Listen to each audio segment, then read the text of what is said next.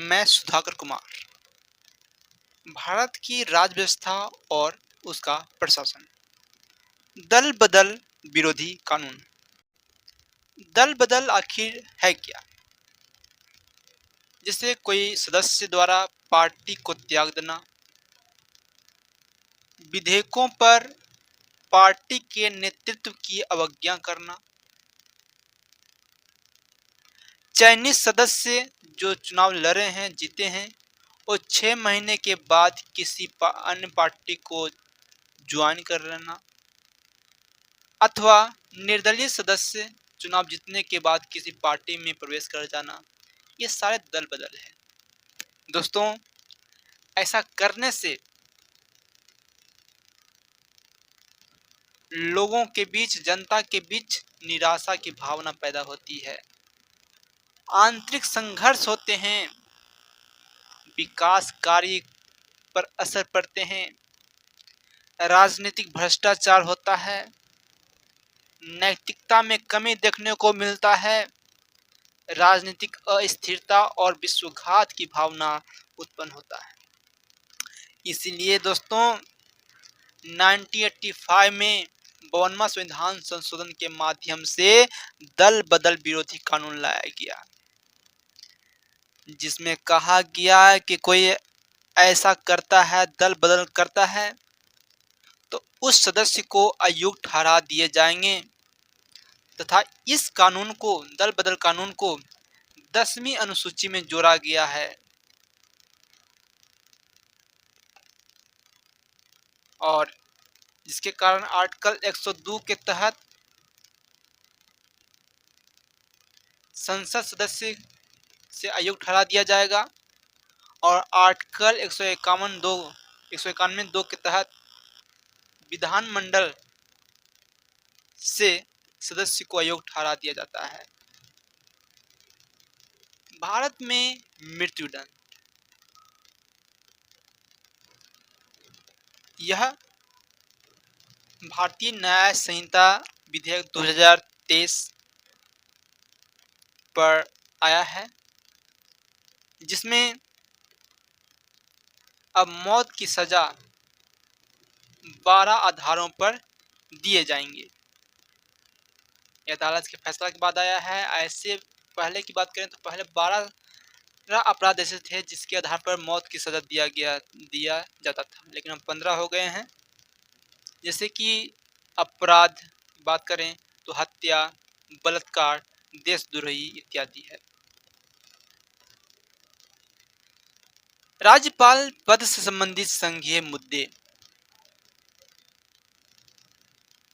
दोस्तों, राज्यपाल की शक्ति की अगर बात करें तो आर्टिकल 200 के अनुसार राज्यपाल किसी विधेयक को सहमति दे सकता है, सहमति नहीं दे सकता है, या फिर आर्टिकल 201 के तहत उस विधेयक को राज्यपाल राष्ट्रपति के विचार के लिए आरक्षित कर सकता है। ये उनके पावर है। राज्यपाल की इसी शक्ति के वजह से तमिलनाडु और केरल राज्य जो है परेशान है, क्योंकि वे राज्यपाल, वहां के राज्यपाल इनके विधेयकों पर मंजूरी देने में देरी करते हैं। सुप्रीम कोर्ट ने राज्यपाल को सुझाया है कि वह सहमति नहीं दे, तो अगर वह राज्यपाल का सहमति नहीं देता है तो जितना जल्दी हो पुनर्विचार के लिए उसे लौटा दीजिए, विधानमंडल में लौटा दीजिए, और विधेयक दोबारा आता है उनके पास तो वे मंजूरी उस पर अवश्य दे दीजिए, देना ही होगा। ये सुप्रीम कोर्ट का सुझाव आया है राज्यपाल पर। स्थानीय स्वशासन संस्थाओं से संबंधित मुद्दे। स्थानीय स्वशासन जैसे दोस्तों ग्राम पंचायत, पंचायत समिति, जिला परिषद तथा नगर निगम, नगर परिषद और नगर पंचायत है। एलएसजी अर्थात स्थानीय स्वशासन की पावर की लिस्ट जारी कर दिया गया है, यानी कि इनके बारे में जो भी जानकारी है जारी कर दिया गया है। प्रश्न उठा किनके द्वारा जारी किया गया है? तो Janaagraha centre for citizenship and democracy है ना, annual survey of India city system के रूप में जारी किया गया है और बताया गया है कि स्थानीय स्वशासन के संस्थान वित्तीय सहायता के लिए राज्य सरकार पर निर्भर है। दोस्तों, असम एकमात्र राज्य है जो शहरी सरकार को महत्वपूर्ण कर वसूलने की स्वतंत्रता प्रदान करता है। बिहार, झारखंड, उड़ीसा, मेघालय और राजस्थान को छोड़कर के अन्य सभी राज्य शहरी सरकार, अन्य राज्यों की जो शहरी सरकारें हैं, स्थानीय स्वशासन है, वो धन उधार लेने के लिए उनको राज्य सरकार से अनुमति लेना जरूरी है।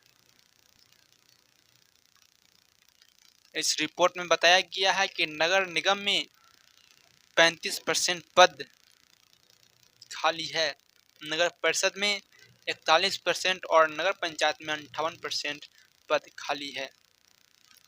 पंचायती राज व्यवस्थाओं में 44.2% महिलाएं अर्थात 1.3 मिलियन महिलाएं कार्यरत है, अर्थात 13 लाख महिलाएं।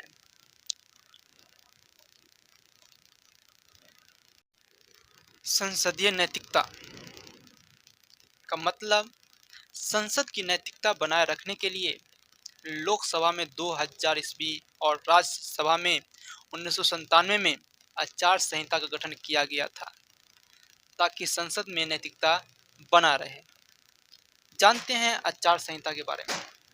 दोस्तों, इस आचार संहिता का उद्देश्य संसद के अनैतिक व्यवहार, जो सांसद होते हैं उनके अनैतिक व्यवहार से संबंधित शिकायत की जांच करती है, निर्णयों पर उचित कार्रवाई करती है। यह आचार समिति सांसद के लिए यह आचार संहिता विकसित करता है।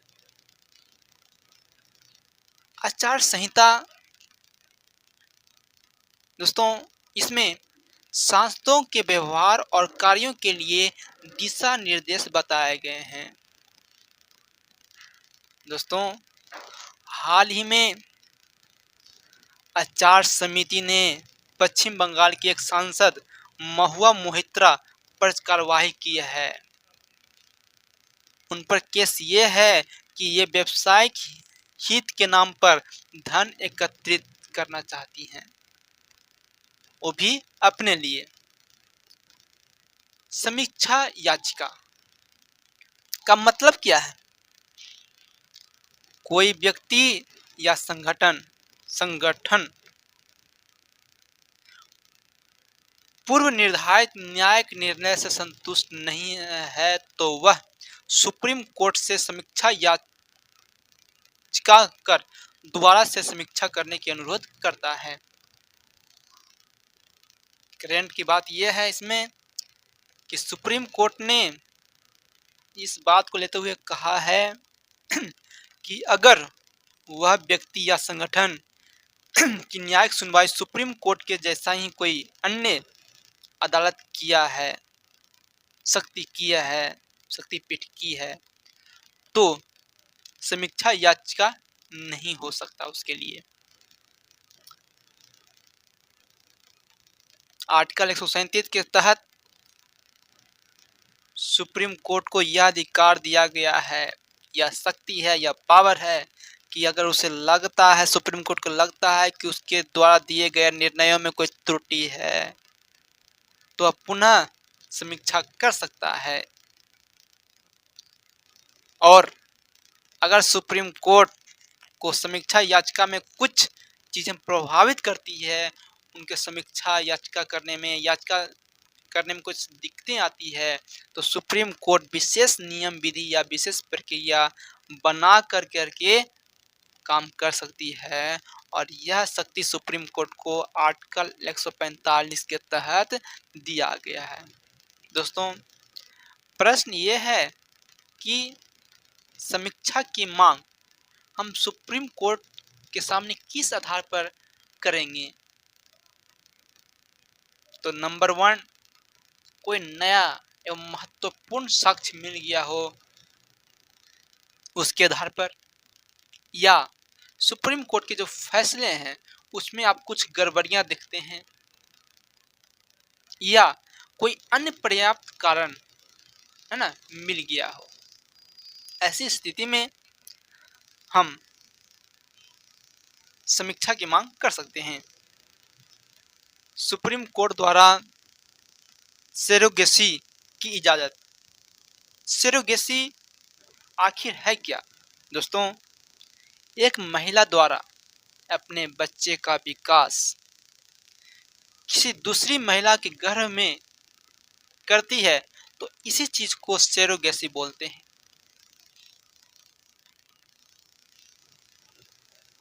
सुप्रीम कोर्ट ने यह फैसला दिया है कि अगर कोई महिला MRKH सिंड्रोम अर्थात मेयर रोकिटांस्की कुस्टर हॉन्सर से पीड़ित है तो वह अपने डोनर अंडों से सरोगेसी करा सकती है। जानते हैं MRKH सिंड्रोम है क्या? दोस्तों, यह एक विकार है, एक बीमारी है जिसमें महिलाओं के जो गर्भाशय है वो अविकसित हो जाते हैं। सिर्फ ऐसे ही केस में कोई भी महिलाएं सरोगेसी करा सकती है। ये सुप्रीम कोर्ट का आदेश है। दोस्तों, सरोगेसी 2 प्रकार के होते हैं। एक पारंपरिक सरोगेसी, जिसमें सरोगेसी अर्थात प्रजनन व्यवस्था आनुवांशिक रूप से बच्चे से संबंधित होते हैं, जैसे कि उपयुक्त केस एक पारंपरिक सरोगेसी है। दूसरा होता है गर्भावधि सरोगेसी। इस सरोगेसी में आनुवांशिक रूप से बच्चे से संबंधित नहीं होते हैं और भ्रूण को IVF अर्थात इन विट्रो फर्टिलाइजेशन के सहारे गर्भ में विकसित किए जाते हैं। महिलाओं के गर्भ में विकसित किए जाते हैं IVF के जरिए। इसे हम गर्भावधि सरोगेसी बोलते हैं। जय हिंद, जय भारत।